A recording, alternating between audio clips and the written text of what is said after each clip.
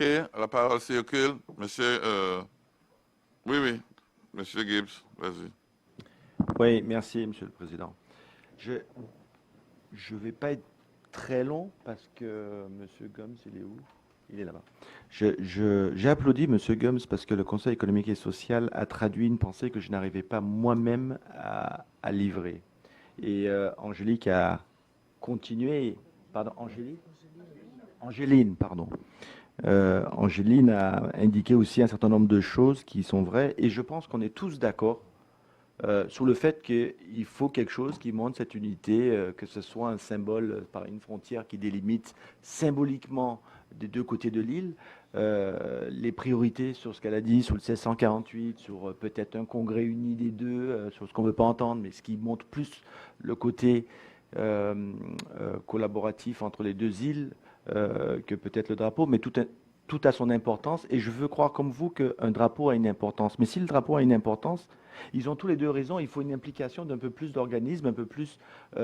c'est un sujet qui va diviser notre population, je vous le dis. C'est comme le mariage pour tous qui est sorti, on était tous d'accord qu'il faut que tout le monde ait sa vision des choses, mais ça a divisé la France entière en deux camps différents.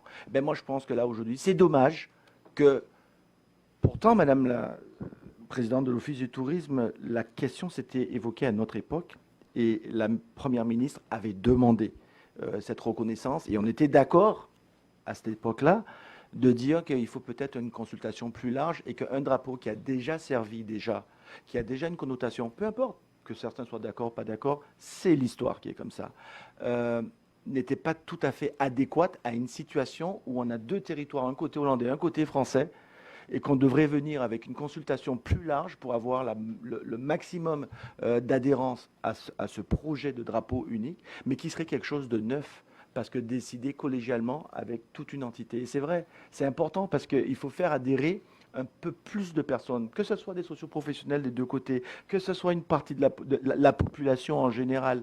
Je parlais des socioprofessionnels, M. Charville, parce que je veux vraiment qu'on se rende compte que c'est un socioprofessionnel, c'est pas que quelqu'un qui est arrivé à Saint-Martin, c'est aussi des gens, et on a tendance à l'oublier, qui vivent à Saint-Martin, qui sont nés à Saint-Martin, qui ont travaillé à Saint-Martin.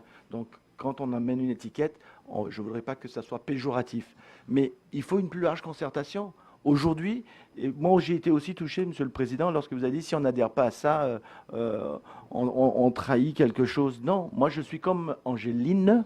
Je suis né en partie hollandaise, de parents saint-martinois et métropolitaines. Je fais partie de ceux aussi qui disent qu'il faut cette unité, qu'il faut cette coopération. D'ailleurs, j'ai soutenu le United Congress qui va aussi dans ce sens-là.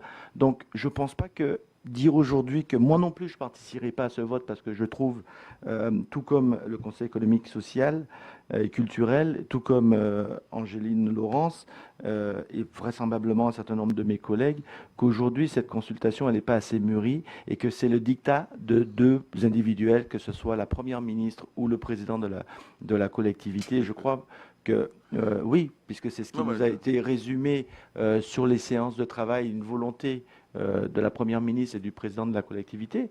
Ce n'est pas encore une fois sur la finalité en elle-même, c'est sur la méthode que vous avez choisi à adopter en disant ben, on va prendre ça et voilà ce que ça sera. Je rappelle juste une chose, la Martinique comme la Guadeloupe a soumis à la consultation de la population par un simple site une étude qui a été portée sur le drapeau et ensuite ils ont eu plusieurs propositions qu'ils ont soumis à la population et la population a choisi. C'est un exemple, mais je dis il faut faire très attention à ce qu'on fait.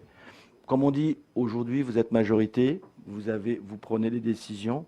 Il n'en viendra qu'à votre volonté. Moi, je ne prendrai pas part au vote parce que je considère que la méthode n'est pas celle qui a été adoptée. Et tout comme ma collègue Angéline, je me sens fortement, Monsieur le Président, atteint lorsque j'entends dire que parce qu'on ne va pas dans votre sens, puisque c'est ce que votre texte disait, que si on ne va pas dans ce sens-là, on est considéré comme des traîtres. Mais moi, non, Monsieur le Président. Je vous soutiens dans la démarche qu'il faut trouver quelque chose qui ressemble et qui est l'unanimité et la plus grande concertation. Mais sur l'imposition de ce qui est derrière vous, ce ne sera pas possible pour moi.